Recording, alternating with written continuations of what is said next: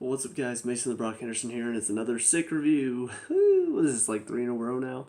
Yeah, I can't manage to kick whatever's been going on, so if I cough, whatever, if I sound awful, blame the sinuses. So, let's talk about this game.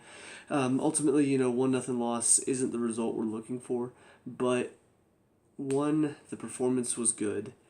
Two, obviously, we have the second leg to bounce back. And three, I think a lot of players probably had their best performances of the season, which is good going forward, just as far as the momentum and stuff. Obviously, a few did not, but we'll talk about those when we get to that. First of all, I want to talk about the big talking point, which is, of course, VAR and how it was handled in this game. And it kind of shows in this game why VAR is not going to last, because moments like this are exactly why VAR is going to cause problems, because it's a moment where the referee has been told, don't put your flag up if you're not 100% sure, because VAR is going to check you. But if you think it's offsides after the play is done, then put your flag up after you see what it leads to. That's what he did. He looked at it, thought he was offside, let it play out. The foul was made. Yes, it was a foul. I'll grant, Spurs fans, I'll grant you that. That was definitely a foul on Kepa. But he looked at it and said, okay, I think that's offsides. So after the play is dead, now he holds it up, that's offsides. VAR looks at that, and here's the thing, and here's why this is a mistake on VAR's part. It's only supposed to be used for clear and obvious errors. Looking at the replay, that's not clear and obvious. Like, you stop it, and first of all, they don't have an angle which is straight down the line. They don't have an angle that shows, okay, so here is Aspilicueta, and then here's Kane, and you can clearly see, okay, so, yeah, he's keeping him onside or he's just off. You can't see that. They've got it down in the corner, so you're looking at it from here, and you can't tell from there. You can't tell from that angle. They even draw the lines, and from the lines, yeah, his foot is onside, but it looks like he might be leaning just off. So that's a difficult call to make. It's not a clear and obvious error, which means the call should stand. There's not enough in that replay from what they showed to say, yeah, that was wrong, we need to overturn that, and then give the penalty. So, and I mean, this is coming from someone who watches the MLS, because obviously we got our team here in Atlanta. I've seen VAR used incorrectly a lot. Here's another example of it, and it's going to happen. VAR is going to make mistakes like this, where they're going to look at it, something that they shouldn't overturn, but they're going to, because, oh, you know what, it looked like he was just barely onside. Let's give it to him. When you shouldn't be doing that. You couldn't tell. The AR made his call. You got to go based off of that if you're going to call VAR correctly. Now, if you're just going to say, all right, so whatever the AR says doesn't matter, VAR makes the call, then that's completely different. But that's not how it's supposed to be done. That's not in the rule book for VAR. So, all that being said, yeah, the penalty shouldn't have happened. It should have been kept as onside because there was not enough in the replay to show him being onside, or it being clear and obvious error on the linesman part. So, yeah, it was a bad mistake by VAR. We got to deal with it. Unfortunately, we couldn't finish for the rest of the game. Sarri made some changes that hurt us in the second half. And, yeah, that's how the game played out. So let's talk about Sarri. First of all, the lineup is not necessarily bad. You've got Giroud and Pedro returning from injury, and Kovacic, so I don't mind not seeing them start. He does give Hudson-Odoi another chance to start, which is good, with Bayern coming for him. He wants more time. Sarri is giving him more time, which Hudson-Odoi has earned it. He honestly should have played a lot more this season so far, based on his preseason's performance. But Sarri's been so stubborn and won't let him in except for cup competitions. He's finally given him a little bit more chances to start. And in my opinion, he's playing well, and he deserves to start more because he's showing more creativity and more of a danger than Willian is. And yeah, Willian plays more than him, which doesn't make any sense. So the lineup is not necessarily bad, though. But then you get to the subs, and the first sub is Pedro on for Willian. Not bad. I do think we need a little bit more creativity. I would have preferred, though, Giroud comes on for Willian, and then, Hazard moves out to the left. Now we've got a striker in there. Instead of making, your striker, when you're a goal down, the last sub. Kind of seems like common sense that, oh, you're down a goal, let's bring on the striker. But instead it's, no, we're down a goal. Let's just make a like-for-like switch. That's the sorry way. But the weird thing about this, and I was even thinking this before the sub was even made, for some reason in the past few games, he's made the switch of whoever is on the right side, whether it's been Hudson-Odoi or Loftus-Cheek, has been tearing it up on the right side. And a lot of that is down to the fact that they can stay higher up the field because they've got Aspilicueta covering them, so they know they don't have to work back as much. So those are two of our most, I'm not going to say dangerous players. They kind of are, but the reason that they're more dangerous than like a player like Pedro or Willian is because they're more willing to run at you. They're not as afraid. They're a lot braver. And so they've been really tearing it up that right side because they have the freedom to stay up there and run at the defense. So they don't have to worry about getting back and helping out as much. And so they've looked very effective. But then Sarri will make that switch. He'll bring on, most of the time it's been Pedro for Willian, sometimes it's Willian for Pedro. He'll make that switch and then switch that person to the other side, which doesn't make any sense. One, because Willian and Pedro are both best, honestly, their best quality for both of them is they track back well. They're both attacking players that also work back to win the ball, which is great. And especially doing it on Alonso's side, that's very helpful because Alonso is a terrible defender. So it makes sense to have them over there. And then you move them to that side where they've already got a Aspilicueta that you don't really need to cover for. And on top of that, they're dropping deeper because that's what they generally do, both Willian and Pedro. They tend to drop deep, which means now all that space that's wide open over there is now not being taken up anymore because they don't get there anymore. Not like Hudson-Odoi and Loftus-Cheek do. So that's one reason. Another reason is now on the left side, you've got Alonso who will typically cover that wide space. He's now going over there, which is drawing another player to where Hudson-Odoi or Loftus-Cheek, whoever's been, now it's drawing another player over there, which is now crowding out the space, which means now whoever it is today, Hudson-Odoi, he doesn't have as much space to work anymore, and now he's more nullified because he's got to have some space to go at somebody. If he's already covered, if he doesn't have time to make that quick little burst of energy, most of the time, I mean, he's still a creative player. He can still do a couple things, but he's not nearly as effective when you put him on that left side. On top of that, now he's cutting down the line on his left foot, which is not his best foot. Put him on the right side, he's cutting in, cuts it across with his right foot. It's a good cross. That's how he assisted Morata twice. And that's another reason why Giroud should have come in first, because Hudson-Odoi on the right side would have crossed him in some balls that he could have finished. But, nope. Sarri makes that switch. He puts Pedro in for Willian, switches Hudson-Odoi to the other side, and now all of a sudden we're not nearly as dangerous as we were for majority of the game. And it's a shame because, honestly, we were very dangerous. We weren't really creating great chances. We didn't test Gazzaniga enough, I didn't think. I felt like most of his saves were pretty routine, except for maybe like one or two. But now we're not hardly creating any chances, any shots from all of this good possession, from all of this good play. Now, without that danger man on the right, making those runs, causing problems for the defense, now we don't have nearly as many chances coming in. And it really showed. I mean, it was very obvious when Sarri made that switch how much Tottenham started getting further up the field and how much they were able to push further and honestly get better chances because of it.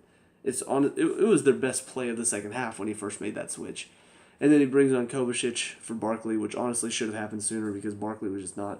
He's really dropped off the pace over the past few games, and today it was another step down, in my opinion, just not enough from him. In the midfield, he didn't do enough defensively, he didn't do enough on the ball, so that change should have come earlier. When that happened, we started getting a little bit more possession in the midfield, and then we started taking it back to him, and they bring Giroud on, and at that point it was just kind of like, pretty much desperation, Tottenham trying to hold on to the goal lead, us trying to get the ball into the box for him to work with something, and it just wasn't, the quality wasn't there. The quality that Hudson-Odoi probably would have brought wasn't there. And so it's just really disappointing, because we really were in control of that game. It was our game to go and win, to be honest. But the finishing wasn't there. We don't have the quality up top. Nobody's making any moves for any strikers from what I can tell, so still not going to have the quality up top. And that's how most of our season has gone. And Sarri refuses to change the formation too, and that's, in my opinion, a mistake. We've got to look at getting more players in the box, because right now with that 4-3-3, we don't have enough players in the box. Because you've got the three midfielders. Normally one will sort of help out, but mainly stay top of the box, not really get in. You've got the two wider players up top. They'll generally stay wide. They won't really get in the box. And then if you've got Murata or Giroud, yeah, somebody will be in the box. Most of the time Murata's hiding. Most of the time Giroud is looking to try to flick it on to somebody, but nobody else is in there with him. And if you've got Hazard up there, he's dropped out of the box because he's looking to try to get the ball. But if you were to go to more of a 4-4-1-1 with Hazard in behind a striker, that would actually be better. You would have your two wide players still creating the same chances, but now you've got two players making runs into the box, causing problems for the defenders instead of just the one, and sometimes none. So, yeah, the fact that he hasn't looked at trying to change the formation at all, the fact that we're still doing the same stuff, and the fact that we struggle to find goals most games, I'm really surprised nobody else is talking about this. I'm surprised Sarri's job is not being looked at and saying, step it up or else we'll move on. Make some changes or else we'll move on. We'll find a coach that can make us more dangerous in the attack. Because we haven't been. I mean, even with all the great possession, even with all the chances we created, most of them were shots outside the box. Rarely did we create an actual good chance from inside the box. And that's not good enough. For the quality we have, for the amount of talent that we have on the team, we should be setting ourselves up in a formation that allows us to be dangerous, that allows us to create chances that we can then finish. But Sarri's not doing it. He's not giving us that attacking capability. He's not giving us what we need to get goals, to get good chances, to really test the keeper. So, yeah, I mean, it's another mark against Sarri, in my opinion. And I've been talking about it all season. People still get upset saying, oh, you're stupid. It's his first season. Give him a chance. Look, I've given him a chance, okay? Don't get me wrong. I know I was talking about him at the beginning of the season, how he needed to change, how he needed to do something different. But now it's halfway through the season. Nothing has changed. We're still not dangerous. Teams have figured us out. It's got to get better. Because even with today's good performance, we're still not good enough to get anything out of it. Not even to get a goal out of it. And that's with our best performance of the season, in my opinion. That's how bad it is. We played the best we could possibly play today, and we still couldn't find a goal. And yeah, you could say a little bit unlucky on a couple chances, but for the majority of it, they were just chances outside the box that we created. And most keepers are going to make those saves unless you're Kepa. So on the topic of Kepa, let's talk about our $85 million signing again, because yeah, $85 million, and even if he was offside, why are you giving away a penalty that cheaply? And some people will say, oh, you got to touch to it. If he did, it was very minuscule. And it wasn't enough for the referee to say, oh, no. That's not a penalty. No, he took Kane out because he was too slow to step out quickly. He comes flying right into Kane, doesn't even try to, go for the ball. He just kind of throws his hands out and then goes right into Kane. It was awful. And then his play with his feet today was probably, not necessarily, okay, it wasn't the worst of the season, but yeah, it was pretty bad. For a keeper that we say we brought in because of his ability to play with his feet, I mean, the amount of times he put our defense under pressure because of a terrible, lobbed pass to them, and now they're playing under pressure. Yeah, he's great with his feet. Sure, show it to me. Aside from that one game this season, 2 games ago, I can't remember one game this season where I've been impressed. Not like watching Ederson or Alisson play with their feet, because they do look good sometimes. Sometimes they don't, but for a majority, their passing is really good. Kepa, majority of his passes are very simple or they're lobbed passes. I don't really see him making great passes. And that's why we signed him, so somebody at the transfer department needs to lose their job because clearly they didn't do a good enough job scouting, and we wasted money on him. Into the defense, back four, pretty good, obviously, except for Alonso, and I'll talk about him last. But Azpilicueta did well defensively, and then on top of that, I was very impressed with the way he was getting forward and helping out in the attack. Beyond just the fact that he was making himself available and getting in the attack, honestly, he was doing a good job of keeping possession as well. His crossing wasn't the best at times, but I mean, he was there, he was providing help for the wing player, he was giving overlapping runs, he was causing the defense to have to worry about him on the attack. And that's, in my opinion, it's a step up for him because he's not really been great on that side of things. He's mainly just been really good defensively, but he hasn't provided a lot of help that way. So, I was very impressed with his availability and a lot of the simple passes that he did to keep us in possession. Rudiger, very solid defensively. Christensen, a couple shaky moments again, and on top of that, had that very, very bad miss where, honestly, you just put your left foot through it and it's a simple goal. But aside from a couple of those moments, I thought today he looked very solid. He was very strong. Really got challenged a couple times. I mean, Son is not, obviously he's no slouch. He's got a lot of speed, and Christensen did well to keep himself in a good position. Didn't let himself get outrun. So I was impressed with him today. It was definitely a step up from what I've seen from him in the past. And then of course Alonso, just bad passes, bad defending, bad crosses. Couple good. He did have a couple more good moments today, like a couple decent shots, a couple decent crosses, but not enough for me to say, yeah, he's on his way back up. No, it still looked bad. It still wasn't good enough, and he's still not showing enough to be playing. So another disappointing performance from him. Into the midfield, Jorginho, watching, I'm thinking, why are we getting rid of Fabregas? Because good lord, do we need him? I mean, his passing is just not good enough. He can make the simple passes, sure, but good lord, he cannot pick a pass to save his life.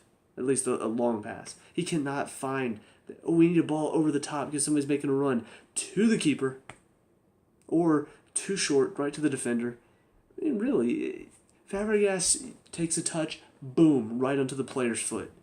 At least 80% of the time. Jorginho, it's like 15% of the time he finds those passes.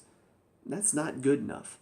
And we are getting rid of Fabregas and keeping him. That's embarrassing. I mean, really, from Sarri's point of view, playing Jorginho over Fabregas, and then from the transfer standpoint, why are we getting rid of Fabregas when that's what we've got there in the distributor position? I mean, that's just dumb. It should be simple thinking. Okay, let's see. Guy who can pick out passes on a dime 80% of the time compared to a guy who gives the ball away at least 70% of the time. Let's see here. I don't know. What should we do? I'm so confused. They're idiots. They really are. And another example of why we need to, whoever's in transfers, whoever's doing that stuff, move them on because they're clearly not cut out for the job. And of course, Sarri as well. Another stupid decision from him. But anyways, Barkley, another probably, the last player that had a bad game. So him, Alonso, and Jorginho, just not good enough. He's not doing enough in the midfield. Too many times he's getting the ball stripped off of him. You got to be better. You've got to step it up if you're going to be fighting for that midfield position. If you're going to be trying to affect play, you've got to do something effective, and he's not. He's not doing enough. It's hurting us. So disappointing, but yeah, he's definitely taken a few steps back. Conte, probably one of the best games of the season for him. Just the amount of times that I've said he's not an attacking player, and then over the past few games he's proved me wrong.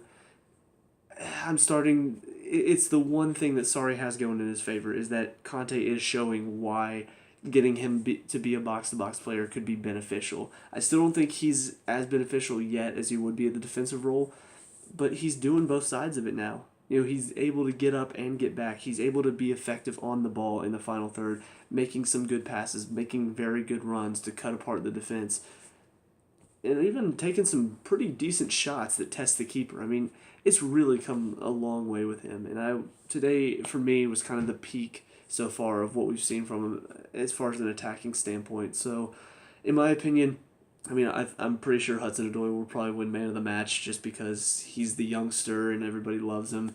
But in my opinion, if you were going to look at the actual Man of the Match, it would be Conte for me. I mean, he just did so much to help us out on both sides of things.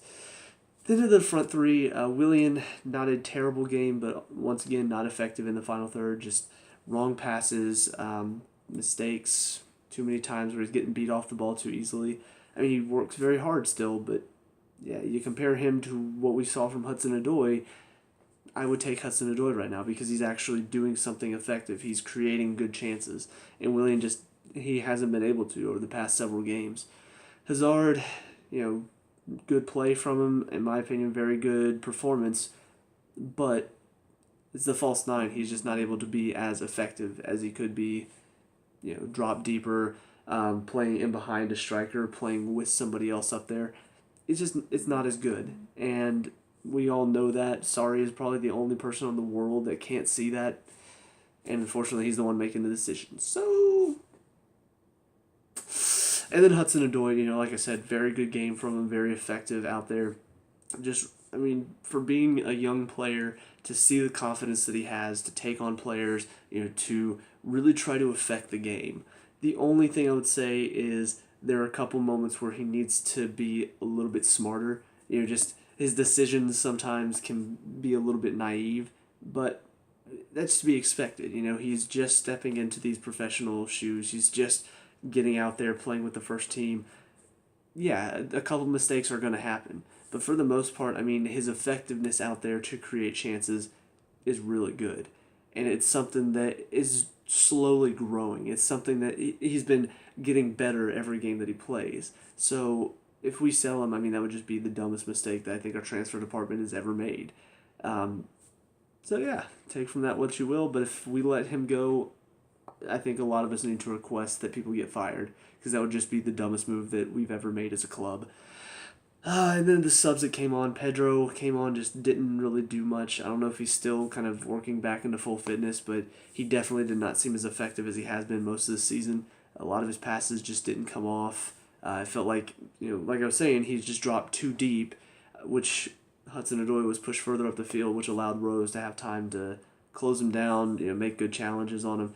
So yeah, I think that was more of a tactical error from Sarri's standpoint, but Kovacic came on and did well. Definitely turned the tide in the midfield for us. Was able to get on the ball very well and create a lot of good chances. Definitely did a good job of keeping possession for us as well, because that was something Barkley wasn't doing. So, and then Giroud comes on. At that point, it was just, like I said, it was a lot of desperation. Just crossing balls in willy-nilly, hoping for the best, and not really trying to find Giroud. And a lot of that, it hurts. It hurts as a striker whenever the crosses being put in are just sort of dumped balls hoping for the best instead of actually crosses trying to find wherever you are. He had a couple moments where I thought he could have done a bit better, but overall I think that is what hurt him. But yeah, it's disappointing. We can still bounce back from it. I do expect us to take it to him at home and try to turn the tide, but I just don't see us getting 2 goals against them. I don't see that happen. And the way we're playing, the lack of finishing that we have, I don't see us scoring more than a goal against them, because we haven't been able to. We've barely been able to score more than a goal against the lower sides in the Premier League. Why should we expect to score more than a goal against a team like Tottenham that actually has good defense? The only team we were able to do that was actually impressive was Man City, and that was just because we played that game very well and we managed to get a couple really good goals. But aside from that, we just haven't looked good enough finishing-wise to make me think, yes, we're going to take it to them in the second leg, and yes, we're going to beat them in the second leg by more than 1 goal, and we're going to win. Because I haven't seen it. I haven't seen anything to tell me that. I haven't seen anything from Sarri to suggest that he's going to make switches that's going to allow us to be dangerous and finish in the second leg. So, yeah, I don't really have a lot of hope going into that. I know that sounds very negative, but honestly, it's just realistic. It's just, from what I've seen, I do not expect us to overturn a goal deficit. And that's honestly a lot down to the decisions, the coaching staff. A lot of that. It's embarrassing, and we still have a lot of January to do something about it, to make switches transfer-wise, to move on certain players that don't need to be in the club anymore and try to bring in players that are going to do something, finish for us. But I am not too excited. I'm not looking forward to it too much, because I don't know. I don't see that happening, but we'll see what happens. But anyway, that's it for me. Let me know what you guys think down in the comment section below. What were your thoughts on today's game? Let me know. We can talk about and discuss all that good stuff. Leave a like and subscribe to future Chelsea reviews, and I'll see you guys in the next game. Peace out.